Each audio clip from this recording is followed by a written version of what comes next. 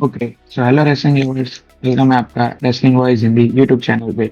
आज हम बात करेंगे डब्ल्यूडब्ल्यूई में चल रही बैक स्टेज कुछ टेंशंस के बारे में, जिससे वजह से डब्ल्यूडब्ल्यूई की स्टोरी लाइंस में भी हमें बहुत सारे डिफरेंसेस देखने को मिल रहे हैं, जो कि आप सबने पिछले कुछ वर्षों से देखा ही होगा। तो आज हम इन्हीं सवालों की कुछ बात करेंगे कि आखिर डब्ल्यूडब्ल्यूई में अभी कंट्रोल्स किसके पास है और कंपनी की आगे की डायरेक्शंस क्या हो गई इन टेंशंस की वजह से।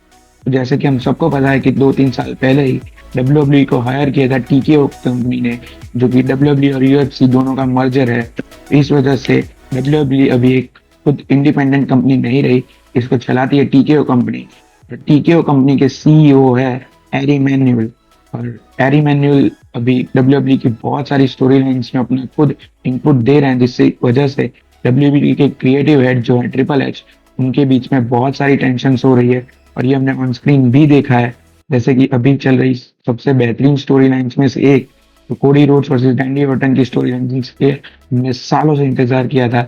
लेकिन जब वो बारी आई WrestleMania 42 night one main event, इतने बड़े स्टेज पे, जब एक बड़ी अच्छी स्टोरी लाइन जो कि हिस्ट्री है इन दोनों की पिछले 20 सालों की, वो रहने वो बाजू में रख के पैट मैकअफी को इन्वॉल्व करना, ये डिसीजन था एरी मैनुअल का अपनी रेसलमेनिया टिकट्स की सेल्स को बढ़ाने के लिए।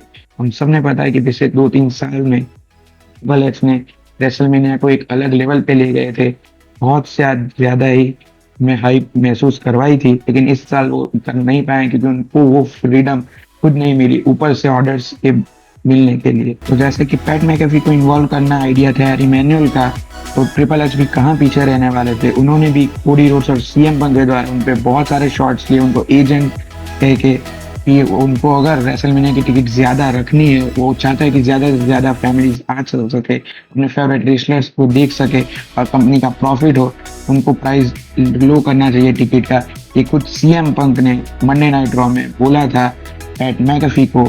और बहुत ज्यादा अनएक्सपेक्टेड है कि नेक्स्ट स्मैकडाउन में पैट मैकेफी खुद अनाउंस करता है कि 25% ऑफ किया है एजेंट ने, यानी और एजेंट यानी रेसलिंग की स्टोरी लाइन में एजेंट का मतलब है हैरी मैनुअल, जिन पे इनडायरेक्ट शॉट्स लिए जाते हैं। अब स्टोरी लाइन्स में तो सीएम पंक और पैट मैकेफी दोनों एक दूसरे को हेट करते हैं। वो कहते हैं कि तुम दोनों का यहाँ पे एक दूसरे को कहते हैं कि स्टोरी लाइन्स में एक का मतलब नहीं बनता है। लेकिन जब मंडे नाइट रॉ पे कुछ सीएम पंक ने कहा था कि प्राइस को लो करना चाहिए टिकट्स की, नेक्स्ट मैकडाउन में पैट मैकेफी वो अनाउंस भी करता है कि प्राइस लो की गई है। अब इसका क्या सेंस बनता है, ये हमारी सोच से बाहर है। क्योंकि अगर आप एक दूसरे को रियल में हेट करते हैं, एक दूसरे की बात कैसे मान सकते हैं। ये साफ दिख रहा है कि अभी डब्ल्यूडब्ल्यूई में कुछ भी माहौल ठीक नहीं है। उनको खुद नहीं पता है कि डब्ल्यूडब्ल्यूई किस डायरेक्शन में जा रही है। उनको इस वक्त सिर्फ फर्क पड़ता है वो बिजनेस से, कि कैसे ज्यादा से ज्यादा वो अपनी टिकट्स लिखवा सके। उसके लिए उन्होंने अपने सेलिब्रिटीज को भी ऐड किया, जैसे I Show Speed, Jelly Roll, Pat McAfee. और इन सब का बहुत ज्यादा सेंस बनता नहीं अगर आप आई शो स्पीड को निकाल दे, क्योंकि जेली रोल वो भी शायद कोडी रोड्स की कॉर्नर में होंगे रेसलमेनिया में, और पैट मैकेफी होंगे रैंडी ऑर्टन के कॉर्नर में। और ये डायरेक्शन कुछ अलग ही डायरेक्शन में गई, क्योंकि जब रैंडी ऑर्टन का हील टर्न हुआ तो हमने सोचा था कि वो एक बहुत बेहतरीन वर्जन होगा उनका, उनका शायद अब करियर एक और अलग डायरेक्शन में जाएगा। लेकिन वो अब शायद पैट मैकेफी के चेले की तरह घूम रहे हैं, जो कि as a Randy Orton fan मुझे तो देखना बिल्कुल पसंद नहीं है। हमने बात की कि डब्ल्यूडब्ल्यूई बहुत स्ट्रगल कर रही है इस वक्त रेसलमेनिया की टिकट्स बेचने में। तो अगर आज की डेट में अगर कहूँ 15 अप्रैल, तो यहाँ तक अगर आप देखेंगे तो रेसलमेनिया की नाइट वन यानी सैटरडे की ओनली 40,000 टिकट्स बिकी है, और नाइट टू की संडे की ओनली 43,000। ये बहुत ज्यादा गिरावट है। अगर आप सिर्फ पिछले साल की रेसलमेनिया को देखेंगे, पिछले साल की रेसलमेनिया में नाइट वन के सैटरडे में थे 58,000 टिकट बिके थे, नाइट टू में 60,000। और अब शायद 3 या 4 ही दिन रह चुके हैं, तो ज्यादा से ज्यादा कितनी टिकट से बिक पाएंगी। और यही शायद मुझे लगता है बहुत बड़ा लेसन होगा डब्ल्यूडब्ल्यूई और टीकेओ दोनों के लिए, क्या टिकट्स बेचने के लिए ना ज्यादा सेलिब्रिटी इन्वॉल्व करे। The best way to sell the ticket is wrestling story line. इसका बहुत बड़ा एग्जांपल अगर आपको देखना है तो सिर्फ 2 या 3 साल पहले जाइए रेसलमेनिया 40, यहाँ पे रोमन रेंस और कोडी रोड्स की स्टोरी लाइन की वजह से आपने हाउसफुल किए थे सारे shows. Road to wrestling feel हुई थी हमें उस तरीके से, जो कि रेसलिंग का पीक दौर था। लेकिन अब शायद वो बहुत ज्यादा माहौल चेंज हो चुका है डब्ल्यूडब्ल्यूई में। और यहाँ पे आप देख सकते हैं कि 2 डिफरेंट टीम्स है अभी डब्ल्यूडब्ल्यूई में।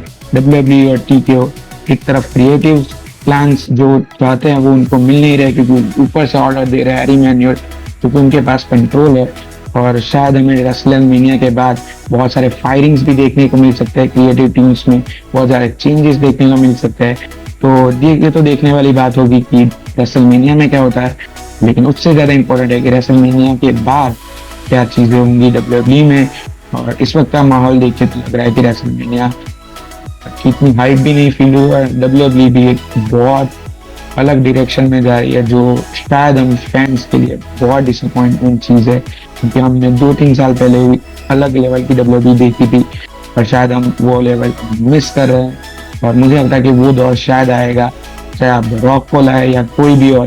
लेकिन जब क्रिएटिव्स में डिफरेंसेस हो तो वो कंपनी मुझे लगता है कि कभी भी ठीक डायरेक्शन में जा सकती है। तो जितना जल्द से जल्द हो सकता है WWE को ये प्रॉब्लम सॉल्व करनी पड़ेगी, वरना फैंस के लिए ये बहुत बुरी खबर है।